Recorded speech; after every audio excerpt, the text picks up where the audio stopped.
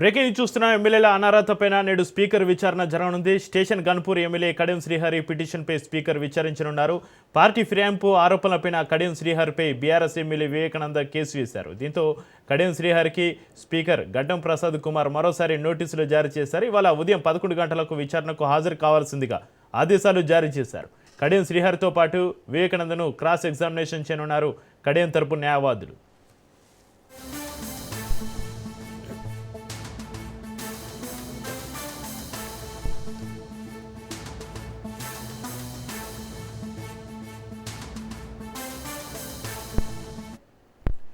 ఎమ్మెల్యేల అనర్హతపైన నేడు స్పీకర్ విచారణ సంబంధించి మరింత సమాచారాన్ని మా ప్రతినిధి సునీల్ లైవ్లో అందిస్తారు. Sunil, station Ghanpur MLA Kadiyam Srihari petition పైన స్పీకర్ విచారణ సంబంధించి మీ దగ్గర ఉన్న అప్డేట్స్ ఏంటి?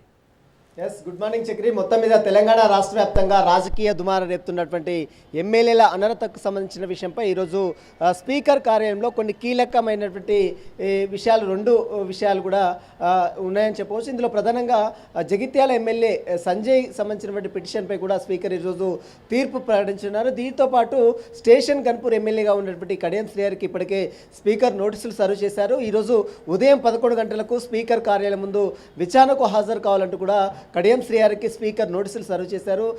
కడియం శ్రీహరితో పాటు మరోవైపు అతనిపై పిటిషన్ దాఖలిస్తున్నటువంటి కుత్బుల్లాపూర్ ఎమ్మెల్యే బీఆర్ఎస్ ఎమ్మెల్యేగా ఉన్నటువంటి వివేకానంద గౌడ్ వారు తరపు నుంచి న్యాయవాదులు సైతము ఈరోజు క్రాస్ ఎగ్జామినేషన్ నిర్వహించే అవకాశం ఉంది. ప్రస్తుతం అయితే ఈ రెండు అంశాలపై కూడా స్పీకర్ ఈరోజు ఎలాంటి నిర్ణయం తీసుకున్నారని కూడా చాలా రాజకీయంగా చాలా ఉత్కంఠ అయితే నెలకొందని చెప్పవచ్చు. ఇప్పటికే మనం చూసాం, బీఆర్ఎస్ పార్టీ నుంచి బీఫామ్తో గెలిచి కాంగ్రెస్ పార్టీకి వెళ్ళారంటూ కూడా దాదాపు 10 మంది ఎమ్మెల్యేలపై కూడా అనర్హత పిటిషన్లు దాఖలు కావడం. ఇందులో 7 ఎమ్మెల్యేలకు మాత్రమే ఇప్పటికే స్పీకర్ క్లీన్ చిట్ ఇచ్చిన దృశ్యాలు కూడా మనం గతంలో చూసాం. అయితే మిగిలినటువంటి 3 ఎమ్మెల్యేలు అయితే ఖైరతాబాద్ ఎమ్మెల్యే దానం నాగేందర్ కావచ్చు, మరోవైపు స్టేషన్ గన్పూర్ ఎమ్మెల్యే కడియం శ్రీహరి కావచ్చు, మరోవైపు జగిత్యాల ఎమ్మెల్యే సంజయ్ కావచ్చు, ఈ 3కి సంబంధించిన విషయంలో స్పీకర్ ఇప్పటివరకు అయితే ఎలాంటి నిర్ణయం తీసుకోలేదు. ఇటీవల కాలంలోనే దానం నాగేందర్కు స్పీకర్ గడ్డం ప్రసాద్ నోటీసులు సర్వ్ చేశారు.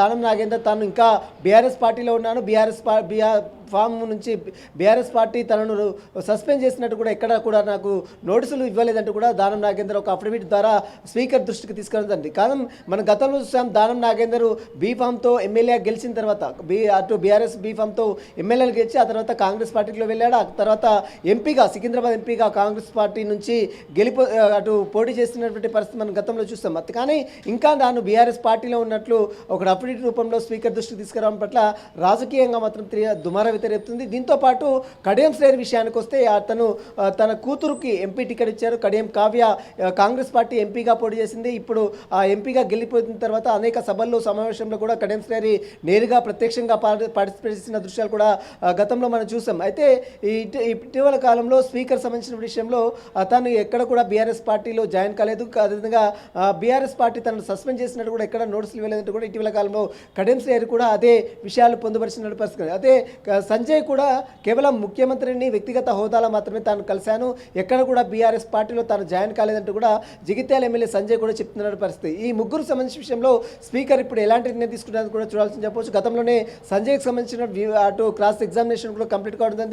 ఇక ఈరోజు సంజయ్కి సంబంధించినటువంటి విషయంలో స్పీకర్ గడ్డం ప్రసాద్ ట్రిబ్యునల్ చైర్మన్ హోదాలో తుది తీర్పు కూడా ప్రకటించే అవకాశం ఉంది. ప్రస్తుతం అయితే ఉదయం 10:45 ప్రాంతంలో అటు సంజయ్ తరపు నుంచి సంజయ్పై పిటిషన్ వేసినటువంటి ఎమ్మెల్యే జగదీశ్వర్ రెడ్డి న్యాయవాదులను సైతము ఇటు రోజు స్పీకర్ కార్యాలయానికి రావాలని ఇప్పటికే స్పీకర్ నోటీసులు కూడా వారందరూ కూడా సమాచారం అందించినట్టు కూడా సమాచారం తెలుస్తుంది.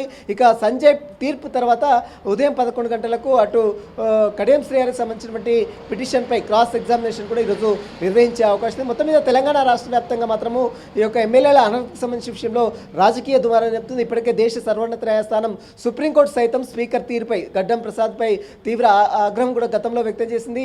ఇంకా ఎంతకాలం దీన్ని నానుస్తారు, ఎంతకాలం దీన్ని తేల్చారు అంటూ కూడా గతంలోనే స్పీకర్ తీరుపై కొంత సీరియస్ అయినటువంటి పరిస్థితి నేపథ్యంలో ఈ యొక్క 2 వారాల్లో అంటే గత విచారణలో 2 వారాల్లో ఈ 3 ఎమ్మెల్యేలకు సంబంధించిన విషయంలో తుది నిర్ణయం తీసుకోవాలంటూ కూడా స్పీకర్పై గతంలో ఆదేశాలు జారీ చేసింది. ఈ 3కు సంబంధించినటువంటి విషయంలో మరి స్పీకర్ ఇప్పుడు ఎలాంటి నిర్ణయం తీసుకుంటారు, ఈరోజు సంజయ్ విషయంలో ఎలాంటి తీర్పు, గతంలో 7 ఎమ్మెల్యేలకు సంబంధించిన విషయంలో ఇచ్చినటువంటి తీర్పును సంజయ్ కూడా అదేవిధంగా క్లీన్ చిట్ ఇస్తాడా చేస్తాడా లేదా అనేది మాత్రము చూడాల్సి చెప్పవచ్చు. మరి కాసేపులోనే స్పీకర్ కార్యాలయంలో గడ్డం ప్రసాద్ ట్రిబ్యునల్ చైర్మన్ హోదాలో అటు జగిత్యాల ఎమ్మెల్యే సంజయ్కి సంబంధించిన పిటిషన్పై కూడా తుది తీర్పు ప్రకటించే అవకాశం ఉంది. ఆ తీర్పు అనంతరము అటు కడియం శ్రీహరి ఎమ్మెల్యే కడియం శ్రీహరి స్టేషన్ గన్పూర్ ఎమ్మెల్యేగా ఉన్నటువంటి కడియం శ్రీహరికి సంబంధించినటువంటి పిటిషన్ కూడా క్రాస్ ఎగ్జామినేషన్ కూడా నిర్వహించే అవకాశం ఉంది. చక్రి.